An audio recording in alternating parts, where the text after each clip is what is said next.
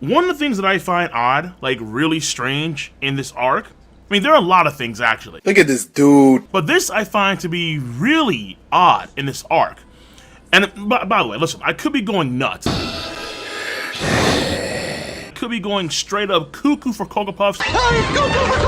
Let me know in the box below if I am. And then, by the way, I'm not a Cocoa Puffs dude. Boo! You stink! But the phrase does work. Honestly, when I was growing up, I was more of a Golden Grahams, Cinnamon Toast Crunch kind of guy. So if you weren't, then you're a heathen. If you were like a Lucky Charms dude, Get out of my car now! no, done. I'm done with you. I'm done with you.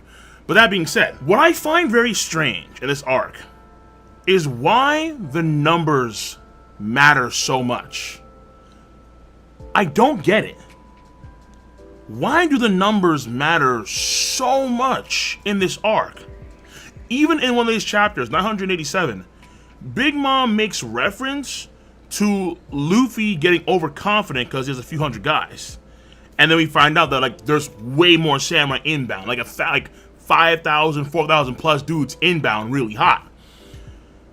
But I find it so odd because we start off the post-time skip with insane Conqueror Haki moments from the main character himself, knocking out 50,000 fishmen.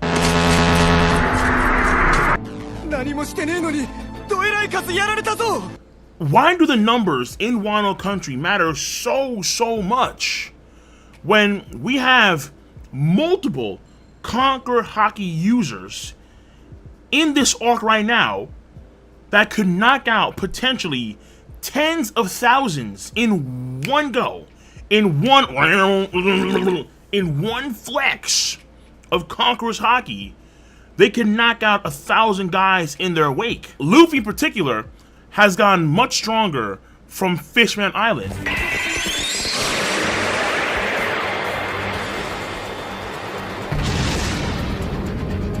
So if Conqueror's Haki is parallel to, let's say, his strength, therefore the stronger he gets, the more folks he can knock out in theory, then even though the fishmen were really weak, of course, back in the day, compared to, let's say, the gifters and samurai now, Luffy himself is far stronger. And again, it's not just Luffy.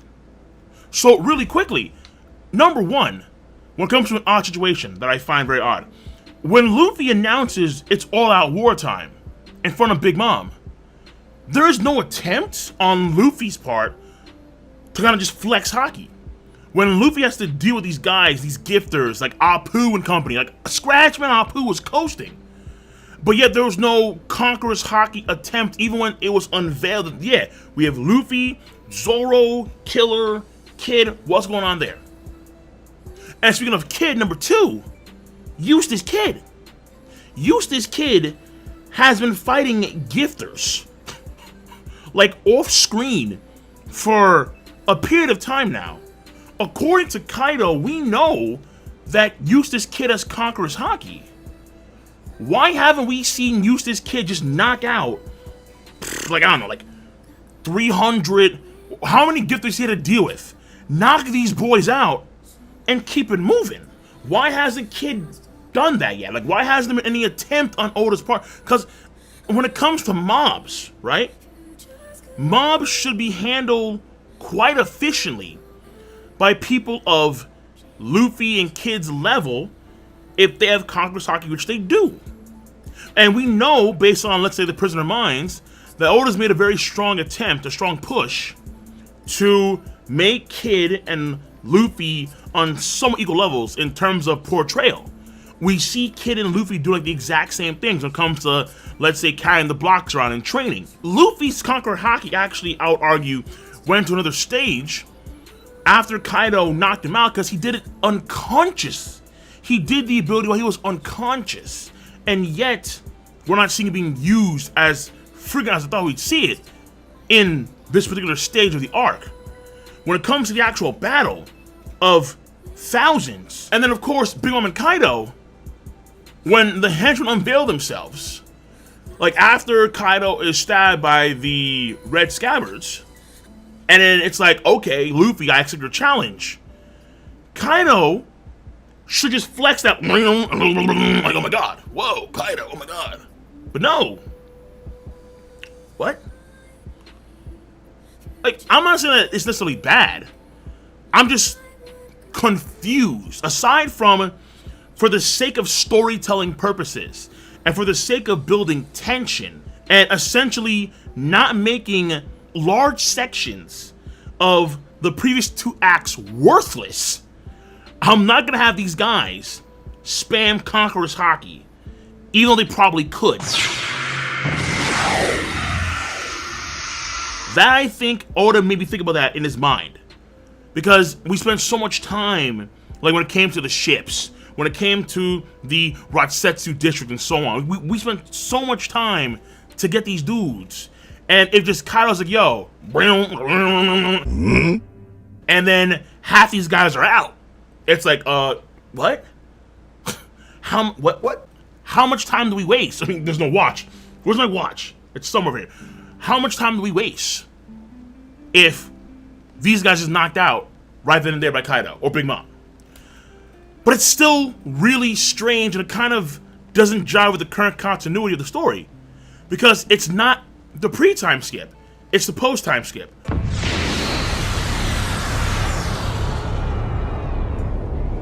Where Conqueror's Haki is far more prevalent, and we've seen moments of literally a guy knock out 50,000 men. In Marineford War, it was extraordinarily odd that folks like Whitebeard, Sengoku, a lot of folks theorized, but of course not confirmed, Garp Chujo. We had guys that Conqueror's Haki, but no one flexed it, aside from Monkey D. But you can argue, okay, well, that was the pre-time skip, and things weren't fully fleshed out then. But we're in the post-time skip, Act 3 of Wano Country. People should be flexing hard. Like, extra hard, especially during war times. Like, Kaido and Big Mom, when these guys clashed, they did the Shanks and Whitebeard thing where the sky split.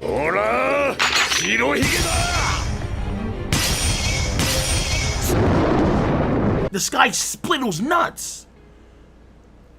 But we're not seeing any, Haki stuff, Conqueror's Haki stuff. From the main actor service are Kaido and Big Mom. And of course, again, Kid. Kid hasn't used it, and he's had to deal with henchmen. And he's not doing the Luffy training thing. He has to deal with henchmen. Why has a Kid just flexed? Now, outside of Oda's own reasons on, okay, well, I don't want to have all that stuff being a waste of time that we did before in previous acts.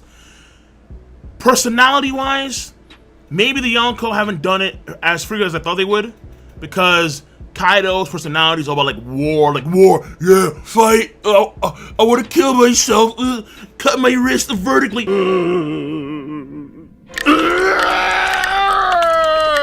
Maybe that's the reason why.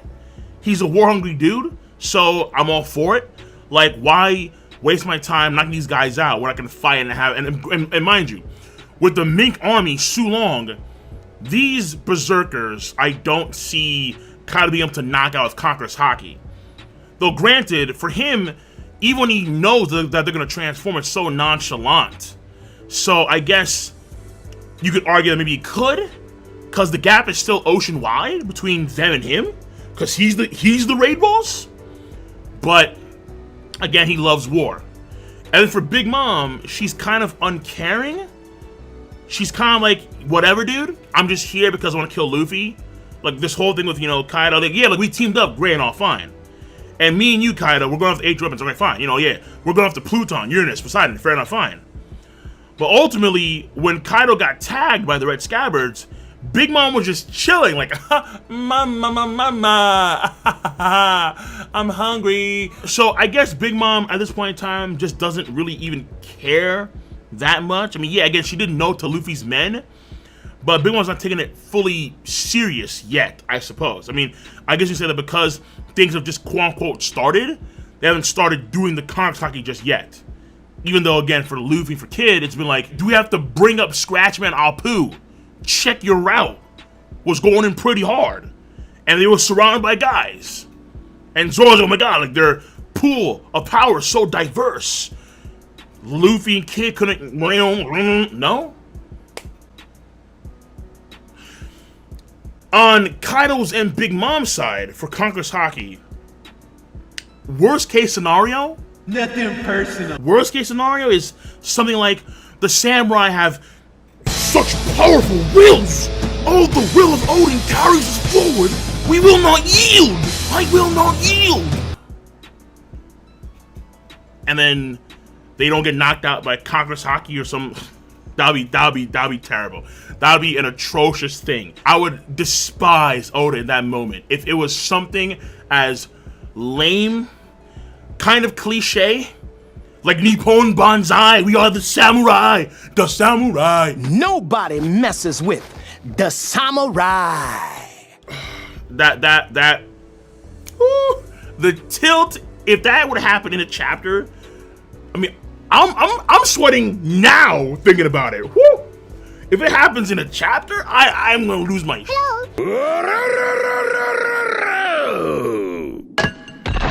That's gonna be an immediate 0 out of 10. Like, I'm done with you, Oda. Hey.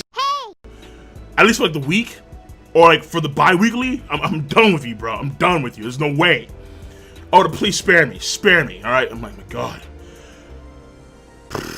But at the end of the day, I'm just trying to rationalize why we haven't seen Conqueror's Haki from Luffy and Kid in particular. Because that ability exists. And it's pretty useful in situations like these, in warfare. I mean, it was quite useful on Fishman Island, when you literally knock out half of a 100,000 army unit. Luffy is far stronger now than he was back then. I really want to see more moments like what we got in the Prisoner of Mines, where Luffy would just flex the Haki to shut down these dudes, because, you know, mind your own business, guys. And that was it. I think that was a very good usage of the ability. I want to see a lot more of that. Absolutely. I want to see a lot more of that. We're like, yo, these guys are fodder. Get out of my way. Flex Conqueror's Haki. Piss off. Gifters are fodder. I mean, I know that Batman was looking really good. He was looking really good in the anime. Like, top 4 material. I get that. But no. At the end of the damn day, gifters are fodder. Knock him out. Conqueror's Haki is there for a reason. Pleasures are fodder. Knock him out. Knock him out, dude. For real.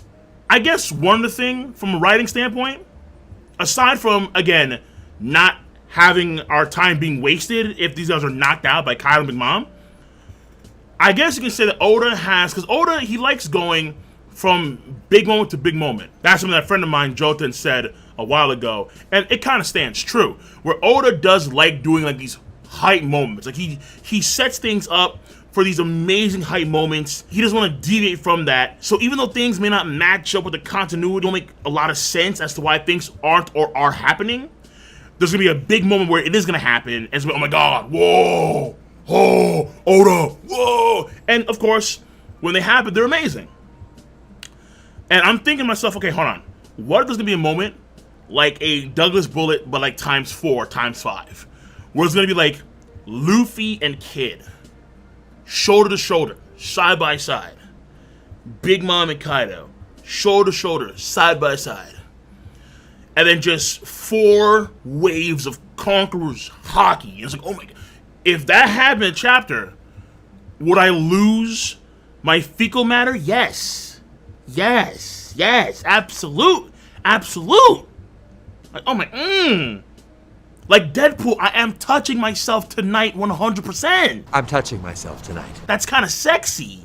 I ain't gonna front. So of course numbers in a war matters. It's a war.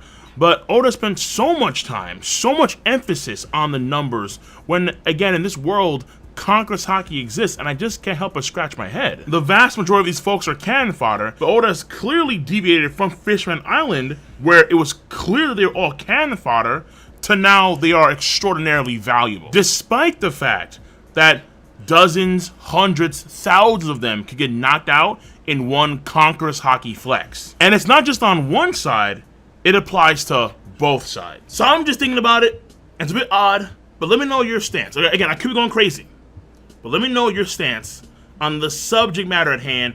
Be sure to rate the video. Not that hard to do, because I guarantee you all that you all have the device called Zemasu. You use Zemasu to click, rate the video, to click, subscribe, to click on that bell to join the squad. And of course, as always, feel free to, please do, comment in the comment section down below. Peace, and have a nice goddamn day.